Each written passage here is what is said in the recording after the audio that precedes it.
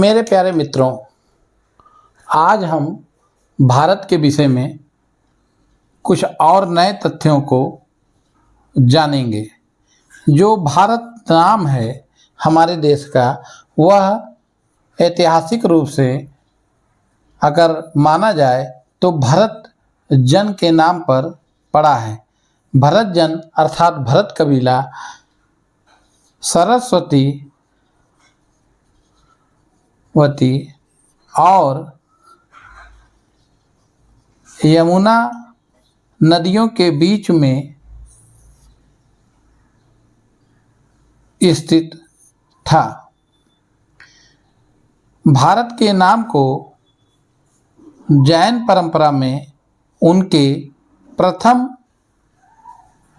तीर्थंकर ऋषभदेव के पुत्र भरत के नाम से भी जोड़ा जाता है और शास्त्रीय रूप से यह बताया जाता है कि भारत के पहले चक्रवर्ती सम्राट भरत थे।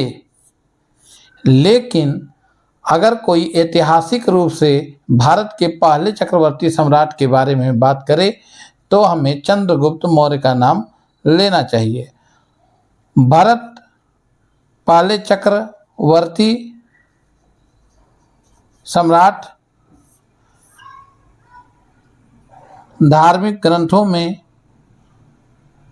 बताए गए हैं।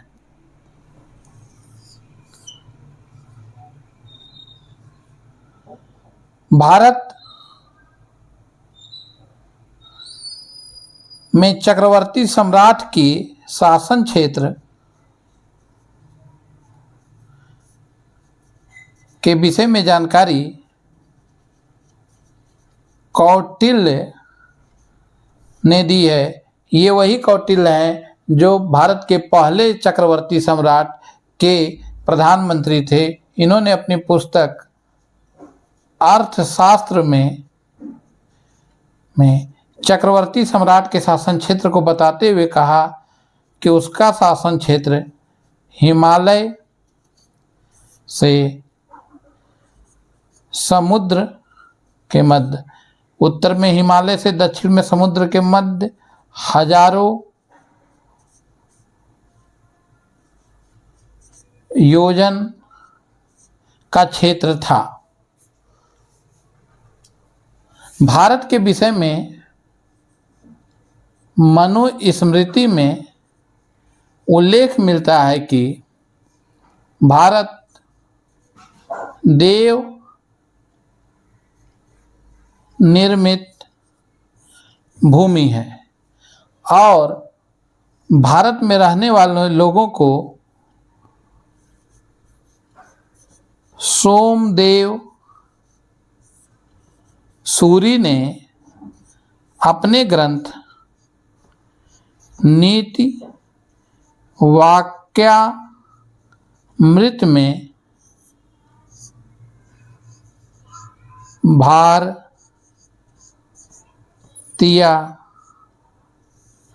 कहा है।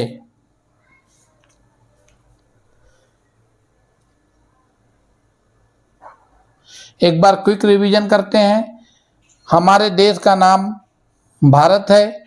भारत में रहने वाले लोगों को भारतीय सोमदेव सूरी ने अपने ग्रंथ नीति वाक्यामृत में कहा है। मनुस्मृति में भारत को देव निर्मित भूमि कहा गया है। भारत का नाम भारत ऐतिहासिक रूप से भरत जन के नाम पर पड़ा माना जाता है। भरत जन का जो क्षेत्र था वो सरस्वती नदी से लेके यमुना नदी के बीच में विस्तृत था। जैन परंपरा में यह माना जाता है कि प्रथम जैन तीर्थंकर ऋषभदेव के पुत्र भरत के नाम पर भारत का नाम भारत पड़ा।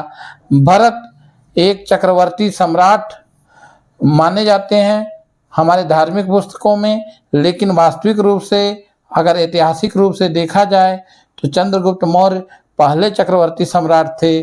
और चक्रवर्ती सम्राट के शासन क्षेत्र के विषय में कौटिल्य ने, जो कि चंद्रगुप्त मौर्य का प्रधानमंत्री था, अपने ग्रंथ अर्थशास्त्र में उल्लेख किया है और बताया है कि उत्तर में हिमालय से लेके दक्षिण में समुद्र तक 1000 योजन वाले क्षेत्र को चक्रवर्ती सम्राट का शासन क्षेत्र माना जाता है। नमस्कार, धन्यवाद।